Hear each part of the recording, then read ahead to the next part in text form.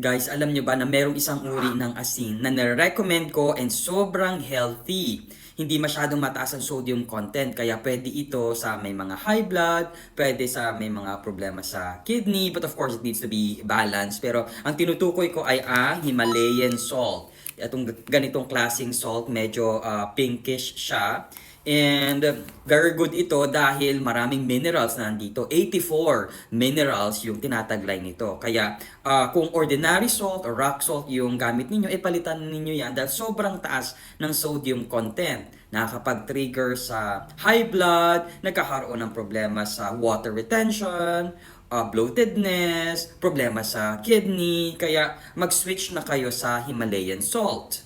Yung mga ordinary or rock salt, including yung iodine or iodized salt, ay hindi ganon kataas or wala silang magnesium, potassium, calcium, and medyo mababa ang kanilang iron. Samantala, itong Himalayan salt, napakaganda ng mga content ng minerals. Sabi ko nga kanina, 84 minerals ang nilalaman nitong Himalayan salt. Bukod pa dyan, ang Himalayan salt ay hindi siya acidic. It means, kabaligtaran ng acidic, base or alkaline. Kapag alkaline kasi ang katawan natin, ang gut, ang digestive tract, ay maganda ang reaction ng immune system. So, okay ito para sa immune system.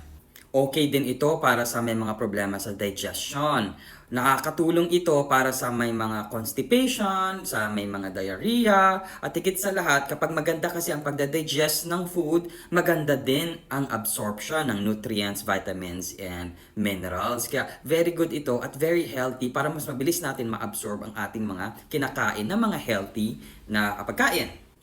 Compared sa ordinary salt, rock salt, including iodized salt na din, medyo mababa ang sodium content ng Himalayan salt. Alam naman natin kapag mataas ang sodium sa katawan, yung daanan ng dugo ay pinapakipot at ang heart nahihirapan mag-pump ng dugo. Kaya kailangan natin ng mataas na blood pressure. Kaya ito nagiging problema ng may mga hypertension or mataas yung blood pressure. Kapag kumain sila ng maalat, agad-agad tumataas yung kanilang blood pressure. Of course, hindi din ito maganda para sa ating kidney kapag mataas ang sodium content. Again, etong Himalayan salt medyo mababa ang sodium content, pero syempre in moderation. Hindi naman ibig sabihin na dahil medyo mababa ay kakain na tayo ng maraming maaalat dahil Himalayan salt ang gamit. So in moderation pa din kasi kahit papaano meron pa rin itong sodium content.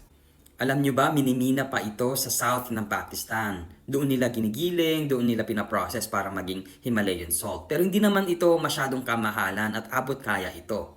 Thank you so much sa panonood at pakikinig sa akin, and I hope may natutunan tayo patungkol sa Himalayan salt, which is very healthy. Thank you so much and God bless.